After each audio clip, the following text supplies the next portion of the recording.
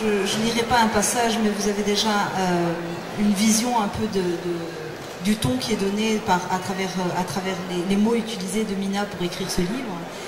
Je voudrais dire que moi j'ai vécu ce livre comme je suis moi-même issue d'un mariage belgo-marocain et toujours pour moi je présente les choses comme cette double culture, une richesse, mais en lisant ce livre j'ai été touchée parce que d'abord c'est un livre fort en émotion où se conjugue la colère, la frustration, l'espoir, mais beaucoup d'humour.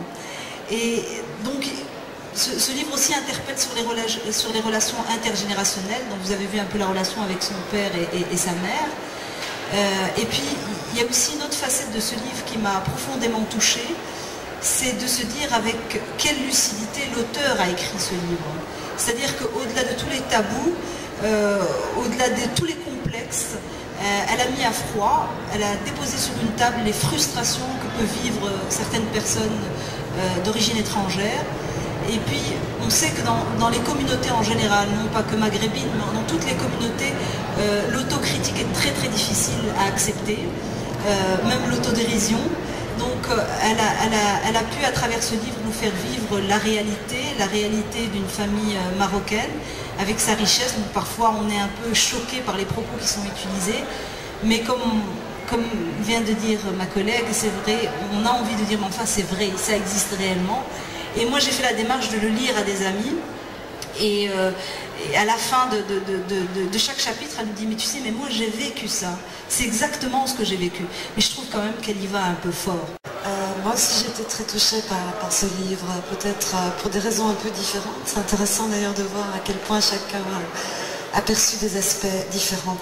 Je voudrais en mettre deux en évidence. Le premier, un titre plus sociologique peut-être, c'est le décalage apparent qui est exprimé dans le livre entre la manière dont a évolué la culture des personnes issues de l'immigration en Belgique, qui sont arrivées dans les années 60-70, d'une part, et dont ça a évolué au Maroc même.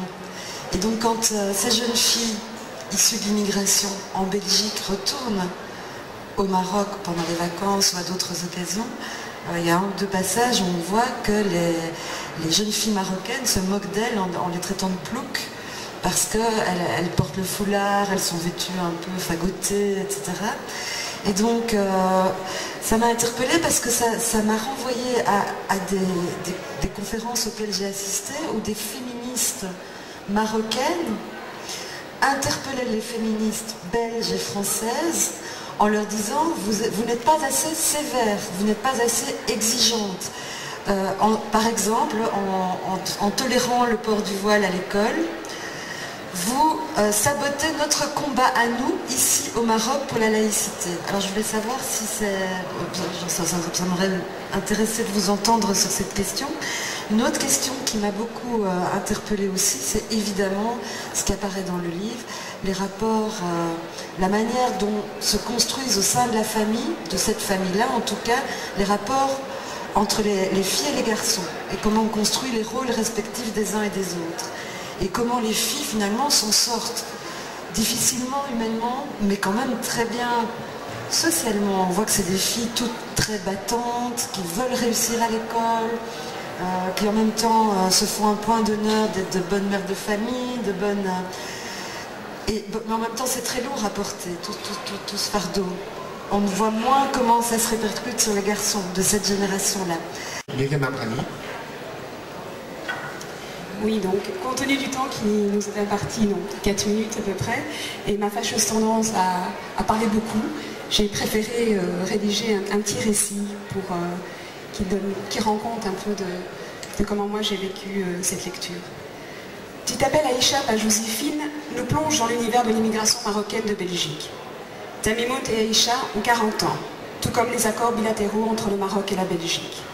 À travers elle, Mina Walaj nous présente le parcours tumultueux de femmes issues de l'immigration marocaine vers l'autodétermination. Femmes d'origine immigrée, évoluant dans un quartier populaire de la capitale, elles se heurtent dès leur plus jeune âge à l'exclusion socio-économique et au joug patriarcal. Tous deux filles de travailleurs immigrés marocains, fuyant la misère d'un espoir d'un avenir meilleur, Elles essuieront les plâtres des premiers temps d'immigration. D'aucuns parlent de générations sacrifiées. En effet, à leur arrivée, aucune politique d'accueil n'est prévue. Leurs pères font face à des conditions de travail extrêmement pénibles, au racisme et à des difficultés d'insertion sociale quotidienne. Tout cela n'est pas sans conséquence sur les relations familiales. Entassés dans un deux-pièces cuisine souvent insalubre, chacun tente de faire face à cette promiscuité. Les acteurs du monde syndical et associatif réagissent en mettant en place des mécanismes de solidarité entre les ouvriers, des cours d'alphabétisation notamment, à l'instar de Mohamed El Baroudi, militant de la première heure, décédé en juin dernier. Et puis l'adolescence, ne pas grandir, dissimuler tout attribut féminin susceptible d'éveiller les sens, mais surtout l'inquiétude parentale, car la peur du qu'en dira-t-on est grande. Dans le quartier, elle fait force de loi. Tamimout est en colère, ne comprend pas ces traditions d'un autre âge, et use quotidiennement de subterfuges pour échapper au carcan parental. Aïcha doit quant à elle faire face à un père victime de la crise économique et peu à peu conquis par les discours moralisateurs et inquisiteurs d'un imam rétrograde. L'islam devient alors la valeur refuge, une alternative à l'exclusion sociale et économique des aînés, mais aussi des plus jeunes. En effet, malgré les politiques successives d'intégration et de revitalisation des quartiers des années 90 et 2000, l'ascenseur social a du mal à fonctionner. Les vexations quotidiennes et les discriminations vont bon train. Le taux de chômage de certains quartiers bruxellois avoisine les 35%. 20% des jeunes entre 25 et 30 ans habitent encore chez leurs parents. Merci Myriam Amrani. Anne-Aurélie. Eh bien, le thème même de la littérature de l'immigration m'intéresse beaucoup. Et au-delà de l'immigration strictement marocaine, toutes les immigrations qui les ont précédées, vous serez peut-être étonnés de voir la récurrence de certains thèmes dans les vagues précédentes, italiennes, espagnoles ou autres. Et ici, on a un livre qui s'inscrit dans une tradition qui existe déjà de comment vous dites, maghrébienne, hein, c'est joli, vous nous poussez à dire maghrébienne, qui ont écrit avant vous, je pense à Leila Ouari, je pense aussi au livre de Fatma, qui a été le premier ouvrage qui est apparu dans l'édition belge à ce propos.